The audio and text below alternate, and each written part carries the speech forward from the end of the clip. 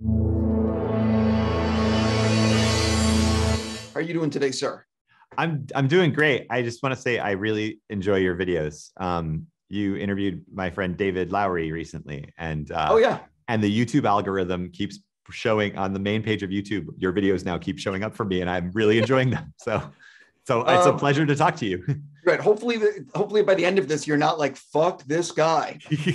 Oh, great. We can swear in this one. That's great. Something I used to swear a lot more, and I try not to because I try not to. Okay. Sometimes when I get excited about things, it just comes out. I will try. Exactly. I'll try not to as well. But it's a real pleasure to meet you. I'm saying it's a real pleasure to talk with you today about your movie. But before we get into your film, I am curious if you could have done a season 2 or beyond if everything sucks. And I know you've gotten this question, but yeah, what did you have ideas for season 2 and beyond? Oh yeah. We spent a lot. Ben York Jones, the co-creator of the show, and I spent like 2 months basically figuring out a lot of it. And yep. But what exists, we get to join the ranks of, something like Freaks and Geeks that, lasted for 1 season. And it warms my heart when people bring it up because, the experience of making that film is still like one of the greatest experiences of my life. Yeah, I'm curious because especially it ended in a way that I'm like, oh, I wonder what's going to happen next. Yep. We all felt the same way. I won't push you on that. So I can tell you one thing. If you want to know a little nugget, there's one little thing that we've talked about, which is that this is a television show about a girl named Kate who is coming to terms with her own sexuality, and she never actually gets to come out to her family during the show, and her mother has passed away. And we always had this idea for a scene where the first person she was going to come out to was her mother, that she was going to bring Emmeline, who was played by Sydney Sweeney in our film. They were going to go to this graveyard, have a picnic, and she was going to tell her mother that she was gay. And so that's the scene that I always wish I could have filmed. I would have liked to have seen that. Yeah. If you could get the financing for any project, what would you make and why? Okay, so I'm going to have to dip my toe into the water of this film in order to circle back to this. Let's do it. So this film was inspired by erotic thrillers, right? And when you say that word, that phrase, it's 2 words.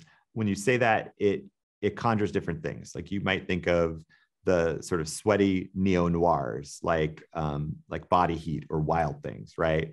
You also have the blank from hell movies, like The Hand That Rocks the Cradle, or Single White Female, The Roommate from Hell. But our film, we describe it as a steamy moral dilemma movie in the vein of Unfaithful or Indecent Proposal. That's what this film is. And if I had unlimited money, I would love to make basically the next evolution of what this film is, crossed with a Blank from Hell movie. I have this idea for a Blank from Hell movie that I think would be really fun to make, but it's very big in scale. I think that means that a lot of people need to click on and watch this film Let's hope the word of mouth spreads. Yeah. It's interesting. So you bring up erotic thrillers. For me, as someone who watches a lot of movies and pays attention to Hollywood, I feel like you can get away with murdering someone in the most violent way possible in a movie, and everyone accepts it. But if you're going to show 2 different types of people kissing or nudity or sex, Hollywood, like the MPAA, just throws up the warning signals and says no. What the hell has happened in the last, why is this the way it is? Oh, dude, you're preaching to the choir. I don't know. I mean, I think for us, it was just, for us, it's tricky because I think I want to give you a really good answer to this.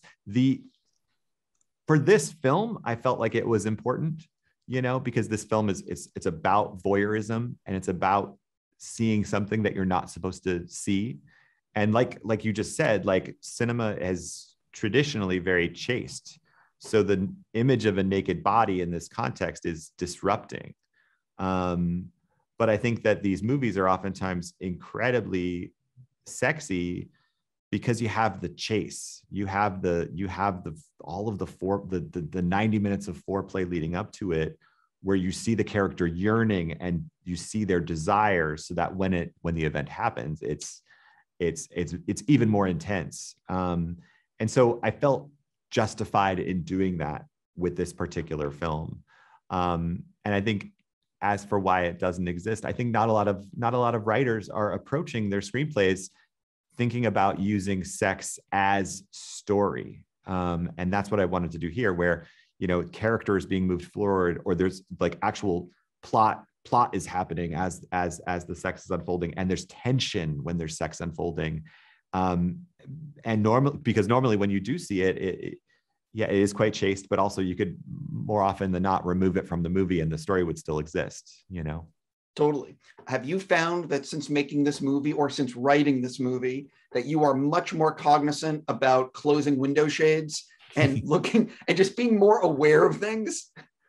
Yeah, well, I think it's more for me, like the whole thing is actually an allegory for Instagram, right? Because I think, you know, like the literal shades, like no one's looking, I mean, you know, who knows where this movie is going to lead, but I'm sure of it.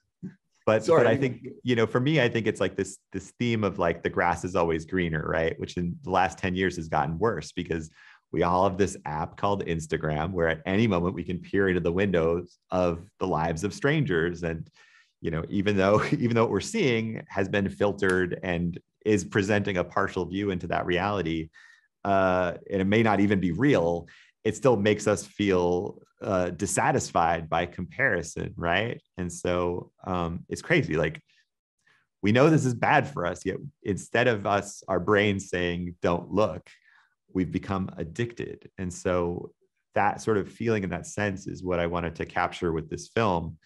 But through using this sort of rear window milieu as our sort of allegorical frame under which we can explore that. Sure. I still think, though, people, anyway, that's a whole separate thing about blinds and living in a city. I love talking about the editing process because it's ultimately where it all comes together. And I asked this of every director, but did you have a much longer first cut? Did you have a lot of deleted scenes? No, no, not at all. I think there's like one deleted scene. We had to be very specific with how we shot this movie because, so we built these two apartments on a stage, on the biggest soundstage we could find, and they're based on a practical location that's in Montreal. So anytime you're peering down into the courtyard, that's a real location. Anytime the characters are entering and exiting their buildings, that's a real location. And we had to sort of marry that with the two sets that we built, right? And so in order to do that, I had to be very specific with how we shot the movie, because otherwise, And so I didn't give myself a lot of options, honestly. And I knew that when they were looking like that back and forth, I wasn't going to get, like, I wanted to stay in the people who are watching. I wanted to stay in their perspective. So I never got coverage that they couldn't see. I never got an angle that they couldn't see. It was only them and their POV shot. And so, the editing process, the thing that was the hardest was just trying to make things feel a little bit shorter and to tighten the screws here and there when we could. But it fundamentally did not change from the very first cut that we tested to the cut that we have now.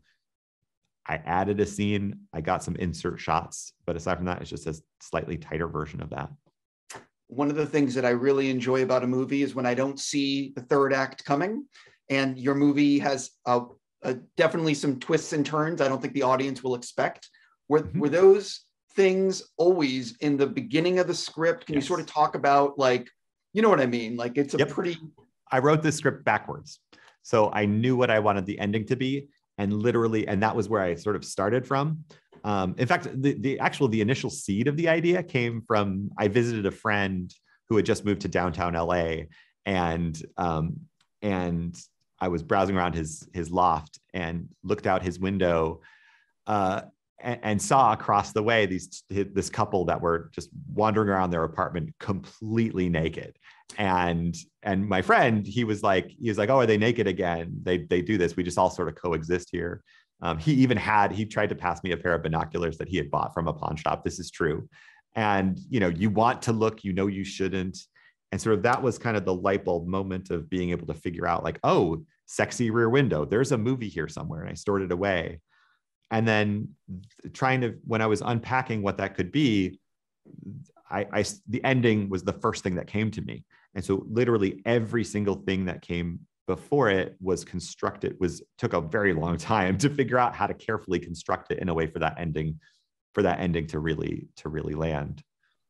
Yeah, I'm very curious what people, because it's like, I really want to talk specifically, but I don't want to ruin it for the people that are, my last thing for you. You obviously in 3 weeks, if you want to do this again and like we have like a spoiler episode, I'm like so down. Anyway, yeah, well, I definitely, yeah, well, yes. Okay. But I also want to, because I love talking about the specifics of endings, because I think people always like to know, like once you've seen something, you want to know more. Do you know what I mean? Yeah. But my last thing for you, you obviously get to work with an intimacy coordinator. I wanted to make sure I pronounced that right. What is it sort of for people that don't realize what it's like when you're making a movie like this and you're showing and you're getting intimate? What is it really like on set? Can you sort of explain what that is? Totally. And you should interview Amanda. She's great. She's so articulate. So it actually started even before hiring her. Like when I initially reached out to the actors, I sent this like director's book. And as a part of it, I had this picture of Salt and Pepper, and it said, "Let's talk about sex." And it was all about like, hey, with this movie, just know there's sex in it, there's intimacy, but I want to set I really, really want to set a new gold standard by which this is handled. But how it works with the intimacy coordinator is basically they have conversations with the actors that I'm not a part of, where the power dynamic that like could potentially be perceived between a director and an actor is completely removed. And they're able to talk about like, okay, well, what are you comfortable with seeing? What are you not comfortable with seeing? Why would we show nudity in this scene? Why would we not? She sort of has my input that I made in this like very, very detailed book of like sort of what I was thinking about doing, but not if they didn't consent to it, of course. And then Amanda was able to then communicate the specifics of that meeting to each of the departments that would need to know that information very discreetly. I then work with the DP to figure out the shot plan for each of those scenes, given what we know. And then on the day, she's there to make sure the set is closed, to make sure that all the expectations that have been set are now being met, and to keep the actors stocked up with breath mints. Things that people don't think about. Yeah. Good. We'll talk again when it comes to getting specific about the ending. Congrats on the movie. Thank you. It's a huge hit for you. And you get to make the thing that you just talked about. Yeah, thank you. And I can't say enough. Like, I love your enthusiasm about movies. It really shows in your work. So thank you for talking to me. I say thank you. I'm happy to help you support this one. Awesome.